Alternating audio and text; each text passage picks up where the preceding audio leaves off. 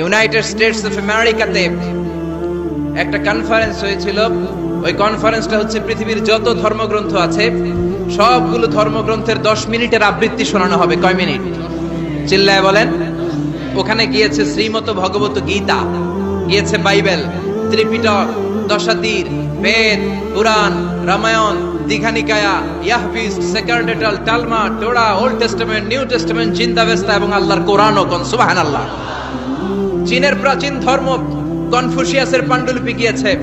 যারা আগুনকে পূজা করে, অগ্নি উপাসক, আগুন দেখলে নমস্তে নমস্তে গায়, তারাও গিয়েছে। 10 মিনিট করে সময়। এই কনফারেন্সের উদ্দেশ্য হচ্ছে এইটা চেক করা, in order to check which book, which recitation of the holy book is the most excellent recitation ever. কোন বইয়ের আবৃত্তিটা বেশি সুন্দর লাগে। 10 মিনিট করে সময়। সব ধর্মের ধর্মীয় কিতাবের শায়েকরা, গুরুরা, ধর্ম নানকরা আর ফাদাররা আর কারীরা বসেছে। বিচারকের সামনে দুইটা বাটন, একটা গ্রিন বাটন, একটা রেড বাটন, একটা সবুজ বাতি, একটা লাল বাতি। আবৃত্তির সময় 10 মিনিট। চিল্লায় বলেন কয় মিনিট?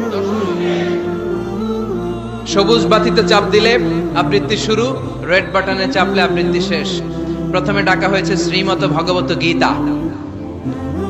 10 মিনিটের জন্য যে পড়তে শুরু করেছে, ওম নমো ভগবতি বাসুদেবায়। 10 মিনিট পড়েছে। পড়ার পরে বিচারক রেড বাটনে প্রেস করেছে, সময় শেষ, নেমে গিয়েছে। এরপরে ডাকা হয়েছে ত্রিপিটক, বিনয় পিটক, শাম পিটক, অভিধর্ম পিটক মিলে 3টা পিটক। এটা বৌদ্ধ ভাইদের কিতাব। এরা বলে ওম শান্তি, ওম শান্তি। আসলে মিয়ানমারে ওরা যা করছে ওদের বলা দরকার ওম অশান্তি, ওম অশান্তি। ওরা বুদ্ধাং শরণং গচ্ছামি, ধাম্মাং শরণং গচ্ছামি পড়তে পড়তে 10 মিনিট শেষ, চলে গেল। এরপরে ডাকা হলো দশাতীর, দশাতীরের ওরাও পড়লো।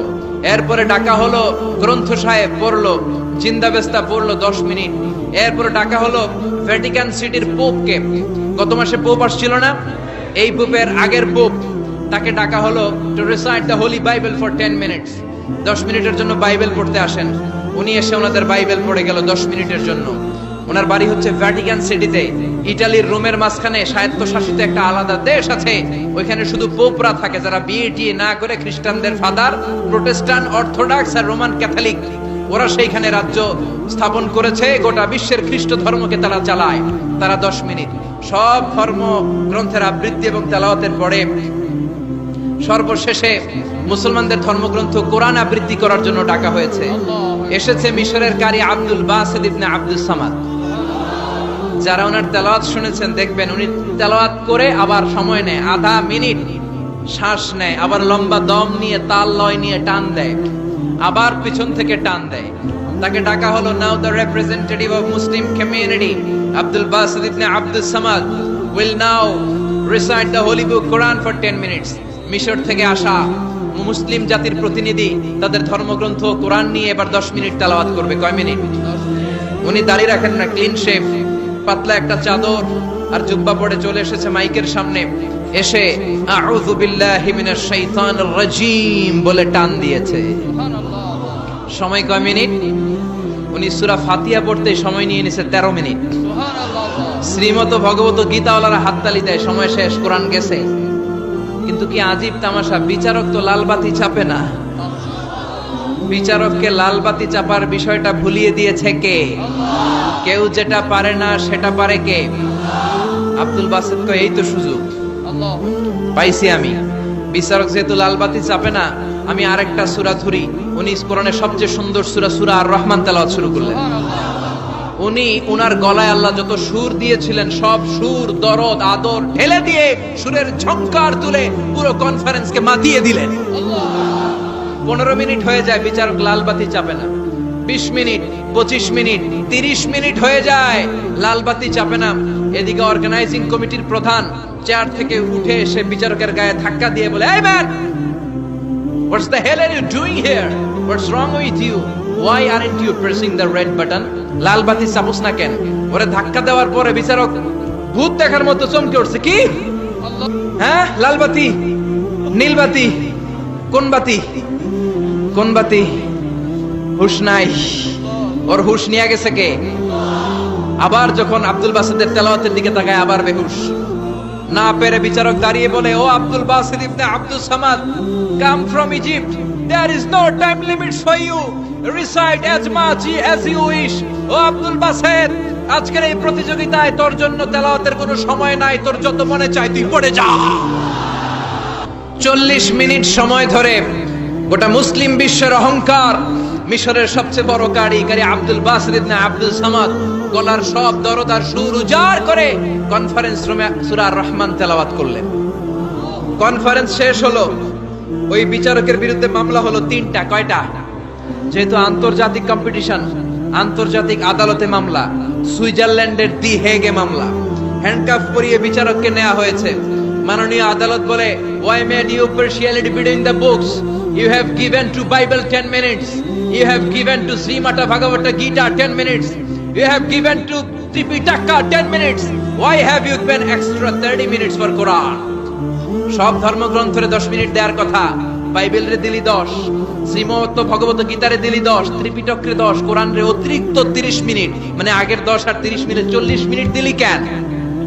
বিচারক বলে, অনারেবল জাজ, I have a humble question to you. মাননীয় আদালত, আমার একটা বিনয়ের প্রশ্ন আছে। আদালত তো টাসকি খেয়ে গেছে, কি রে আমার এবার প্রশ্ন করে কেন? বিচারক বলে, আমার প্রশ্ন হচ্ছে, বিচারক তো আমি নিজে হই নাই, জাজ তো আমারে আপনারাই বানাইছেন। আমি তো ওদেরকে 10 মিনিট দিছি, ঠিক কি না? আমি তো বাইবেলের 10 মিনিট দিয়েছি। এর কারণ, যখন বাইবেল পড়তে এসেছে আমার হুঁশ আছে, আমার সময়ের জ্ঞান আছে, আমি সময়ের টাইম ধরে বসে আছি, আমার হিতাহিত জ্ঞান আছে, আমার নার্ভাস সিস্টেম ওকে।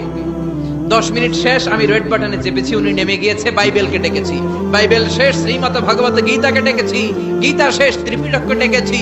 কিন্তু এই মিশরের কারি আব্দুল বাসিত জুব্বা একটা পরে কোরআনটা হাতে নিয়ে মাইকের সামনে এসে কি যে বলে একটা টান দিল, ওই টান দেওয়ার সাথে সাথে আর আমার হুঁশ নাই।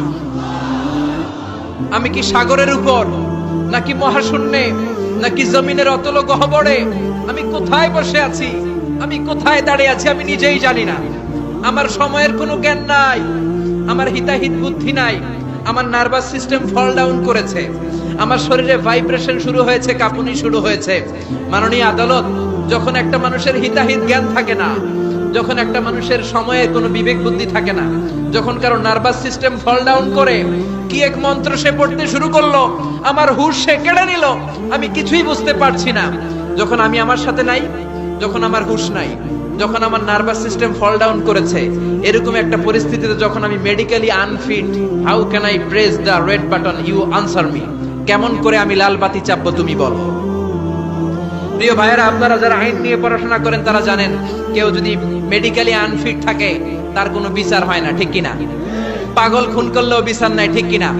সে কোরআনকে অতিরিক্ত সম্মান দেওয়ার কারণে সর্বশেষে এই বিচারকের কোনো বিচারই হয় নাই। বেকসুর খালাসের ব্যবস্থা এই বিচারককে করে দিয়েছে কে? এই জন্য ওই কোরআন ধরতে রাজি আছে মুসলমান, পড়তে রাজি আছে মুসলমান, ওই কোরআনের জন্য মরতে রাজি আছে মুসলমান।